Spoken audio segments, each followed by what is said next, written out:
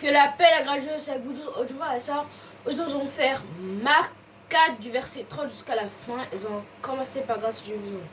Amen. Père, nous te disons merci pour ta grâce, merci pour ta miséricorde. Tu es le Dieu d'amour. Seigneur, nous avons besoin de toi. Nous te disons merci au nom de Jésus-Christ. Amen. Comme je dis en votre prise, on va faire Marc 4 du verset 30 jusqu'à la fin. Ils ont commencé par grâce de Dieu. Amen. Il dit encore, à quoi comparerons-nous le royaume de Dieu ou par quelle parabole le représenterons-nous? Il est semblable à un grain de sénévé qui, lorsqu'on le sème en terre, est la plus petite de toutes les semences qui sont sur la terre. Mais lorsqu'il a été semé, il monte, devient plus grand que tous les légumes et pousse de grandes branches, en sorte que les oiseaux du ciel peuvent habiter sous son ombre. C'est beaucoup de paraboles de ce genre qu'il leur annonçait la parole selon qu'il était capable de l'entendre. Il ne leur parlait point sans parabole, mais en particulier, Jésus expliquait tout à ses disciples. Ce même jour, sur le soir, Jésus leur dit, « Passons sur l'autre bord. » Après avoir renvoyé la foule, il les menait dans la barque où ils se trouvaient. Il y avait aussi d'autres barques avec lui. Il s'éleva un grand tourbillon et les flots se jetaient dans la barque au point qu'elle se remplissait déjà. Et lui, il dormait, Jésus dormait à la poupe sur le coussin. Il le réveillait et lui dit, « Maître, ne t'inquiètes-tu pas de ce que nous périssons? » S'étant réveillé, il menaça le vent et dit à la mer, « Silence, tais-toi. » Et le vent cessa et il y eut un grand calme. Puis il leur dit, « Pourquoi avez-vous si peur? Comment n'avez-vous point de foi? » Il fut saisi d'une grande frayeur et ils se dirent les uns aux autres, « Quel est donc celui-ci à qui obéissent même le vent et la mer? » Amen. Pardon, Amen. Il leur dit encore, à quoi comparerons-nous le royaume de Dieu? Ou par quelle parabole le représenterons-nous? Il est semblable à un grain de sénévé qui, lorsqu'on le sème en terre, est la plus petite de toutes les semences qui sont sur la terre, mais lorsqu'il a été semé, il monte, devient plus grand que tous les légumes et pousse de grandes branches en sorte que les oiseaux du ciel peuvent habiter sous ses ombres. C'est par beaucoup de paraboles de ce genre qu'il leur annonçait la parole selon qu'il était capable de l'entendre. Il ne leur parlait point sans parabole, mais en particulier il expliquait tout à ses disciples. Ce même jour, sur le soir, Jésus leur dit, « Passons sur l'autre bord. » Après avoir renvoyé la foule, ils l'emmenèrent dans la barque où il se trouvait. Il y avait aussi d'autres barques avec lui. Il s'éleva avec un grand tourbillon et les flots se jetaient dans la barque au point qu'elle se remplissait déjà. Lui, il dormait à la poupe sur le coussin. Ils le réveillèrent et lui dirent, « Maître, ne t'inquiètes-tu pas de ce que nous périssons? » S'étant réveillé, il menaça le vent et dit à la mer, « Silence, tais-toi. » Et le vent cessa. Et il y eut un grand calme.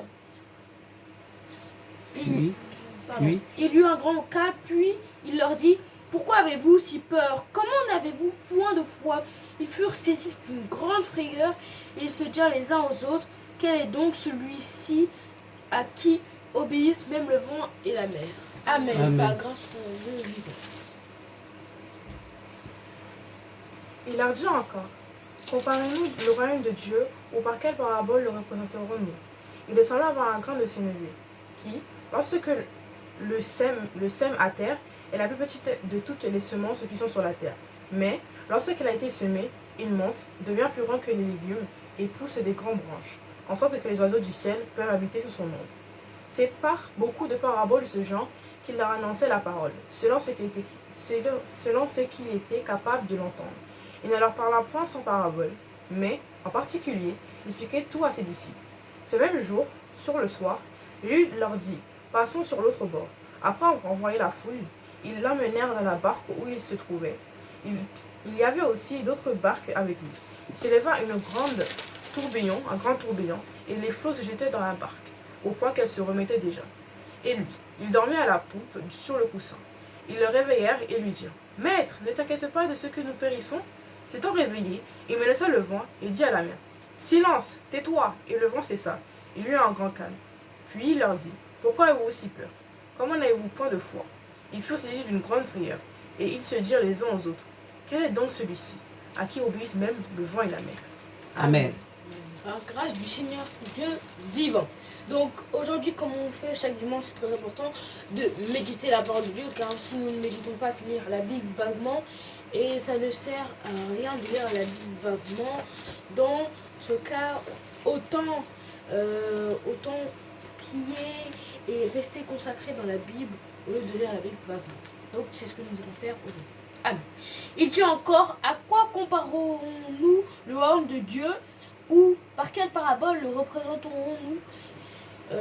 Il a dit, par quoi on va représenter ou comparer le royaume de Dieu. La présence de Dieu, voilà. Il est semblable à un grain de sénévé qui, lorsque le sème à terre, est la plus petite de toutes les semences qui sont sur la terre. Du coup, là, on peut voir que là, il fait une semblable de la graine de sénévé avec le royaume des cieux. Que avant, c'était une petite terre, un petit truc, comme la terre est toute minuscule. Mais après, par la suite, on va voir qu'elle est plus minuscule qu'avant. Ouais, c'est la présence de Jésus-Christ commençait le plus petit. Du plus petit au plus grand. Mhm. Mais lorsqu'il a été semé, il monte, devient plus grand que tous les légumes, et pousse de grandes branches en sorte que les oiseaux du ciel peuvent habiter sous son ombre. Comme l'a dit Sarah, la présence et la parole de Dieu va démarrer tout petit avec presque personne. Il va augmenter, se grandir, avoir beaucoup plus de personnes qui la suivent, qui l'écoutent, qui met en pratique. Et donc à la fin, ça va être une grande chaîne de beaucoup de personnes qui lit la parole, qui médite, qui prie, qui loue et qui font la parole de Dieu pour que nous restons sous l'ombre de Dieu, pour pas que le Satan vienne nous attaquer spirituellement. Ça a montré que comment le Saint-Esprit va travailler avec nous. Le Saint-Esprit va commencer le plus petit et il va prendre par échelle 1, 2, 3, 4, 5, 6. Ok? C'est comme C'est pas beaucoup de paraboles de ce genre qui leur annonçait la parole, selon celui qui était capable de l'entendre. Du coup, c'est comme ça, Dieu prêchait la parole de Dieu, ne prêchait pas la parole de Dieu par directement dire les choses qui effaçaient et tout. Il disait par une parabole. Du coup, les paraboles, c'est quelque chose à dire, c'est un peu compliqué à comprendre, c'est un peu complexe. Faut chercher, comprendre par d'autres moyens. Du coup, il expliquait d'une façon pour les gens, ils essayent de comprendre, ou qui fouillent, ou qui, voilà, quoi, qui rentrent dedans. C'est comme s'il leur donnait à apprendre une leçon comme ça. S'ils arrivent à apprendre eux seuls, ils savent qu'ils vont mettre en pratique, vu qu'ils vont comprendre. Donc voilà. Il ne leur parlait point sans parabole, mais en particulier, il expliquait tout à ses disciples. Il parlait jamais sans parabole quand il fallait donner une leçon ou expliquer une chose complexe, ou facile dans tous les cas. Et après la parabole, il expliquait tout à ses disciples. C'est très bien. Ce même jour, sur le soir, Jésus leur dit, passons sur l'autre bord. Du coup, après que Jésus lui guérit les malades, prêchait la parole de Dieu, après avoir tout fait, il a dit que venons, on part de cet endroit, on va quelque part d'autre pour prêcher la parole de Dieu aussi ou faire un miracle. Dans tous les cas, Jésus, chaque fois, il change de quelque chose, c'est pour faire quelque chose. Voilà. Après avoir renvoyé la foule, ils l'emmenèrent dans la barque où il se trouvait. Il y avait aussi d'autres barques avec lui. Après avoir renvoyé la foule, parce que bien sûr, il est toujours suivi d'une foule quand il marchait, prestait la parole ou guérissait des malades, mais il voulait rester tranquillement dans la barque. Et il a renvoyé la foule chez eux, il s'est mis de côté avec la barque, et voilà. Amen. Il y avait d'autres barques avec lui, bien sûr, des pêcheurs, ceux qui faisaient ce genre de métier. Il s'éleva une grande tourbillon sur le flot, se jetait dans la barque au point qu'elle se remplissait déjà. Du coup, après, quand ils étaient dans la barre, je pense qu'ils étaient déjà partis dans la mer, parce que pour avoir un tourbillon, c'est déjà faut être au moins au milieu de la mer. Et ils étaient au milieu de la mer, il y a un tourbillon, il est venu d'un coup comme ça sur eux et a presque rempli le bateau d'eau. Voilà. Et lui, il dormait à la poupe sur le coussin et ils le réveillèrent et lui dirent: Maître, ne t'inquiètes-tu pas de ce que nous périssons? Il dormait lui tranquillement pour se reposer, parce que bien sûr après avoir fait des guérisons, de grandes choses avec une foule et beaucoup de gens, il fallait bien se reposer et avoir un petit moment calme, tranquille. Donc il allait se reposer, il allait dormir sur un coussin, sur une poupe. Et donc quand ils ont vu le tourbillon, ils se sont dit, comme il dormait, ils se sont dit: il n'a pas peur qu'on meure, c'est bon, comme si, parce qu'il a beaucoup de gens qui le suivent, il peut avoir d'autres disciples, donc il n'a pas peur qu'on meure, qu'il se passe quelque chose, voilà quoi. S'étant réveillé, il menaça le vent et dit à la mer: Silence, tais-toi. Et le vent cessa, il y eut un grand calme. Du coup, après Jésus, lui, je pense qu'il savait déjà ce qui se passait et tout. Il s'est pas vraiment s'inquiété ou pas vraiment crié, il s'est levé, il a dit à la mer de se taire, au vent de se calmer et tout. Et après, dans la seconde même, tout s'était calmé, et le vent était calme et la mer était toute calme. Voilà. Puis il leur dit: pourquoi avez-vous si peur? Comment n'avez-vous point de foi? En fait, il a dit: pourquoi vous avez si peur après toutes les miracles et les guérisons que j'ai fait? Pourquoi avoir si peur d'un petit tourbillon? Alors que pourtant là il y a des disciples, leur métier c'était pêcheurs, ils ont déjà vu des tourbillons, pourtant ils sont toujours en vie. Et pourtant, puis Jésus-Christ, voilà, il est là, ils sont 12 sur une barque plus Jésus-Christ. c'est lâché. Ils ont peur, c'est pas normal là. Ils furent saisis d'une grande frayeur et se dirent les uns aux autres: quel est donc celui-ci à qui obéissent même le vent et la mer? Du coup, après, les disciples, cette fois, ils étaient ils ont tous surpris, tous choqués de voir comment même le vent et la mer, c'est quelque chose. En fait, on se rend pas compte parce qu'on le lit et on est habitué à ça, mais c'est quelque chose de très énorme de dire que la mer, il faut savoir que la mer, la nuit, c'est juste incroyable. Quand il y a un tourbillon, c'est sûr que soit tu meurs, soit tu meurs, il n'y a pas d'issue de secours. Et du coup, moi, c'est vraiment quelque chose de grand de voir qu'un simple homme, on va dire, dans le moment truc, c'était un simple homme, pouvait faire taire même la mer et le vent. Du coup, c'était quelque chose d'extraordinaire et de choquant pour les disciples, et même pour nous, c'est assez choquant. Amen.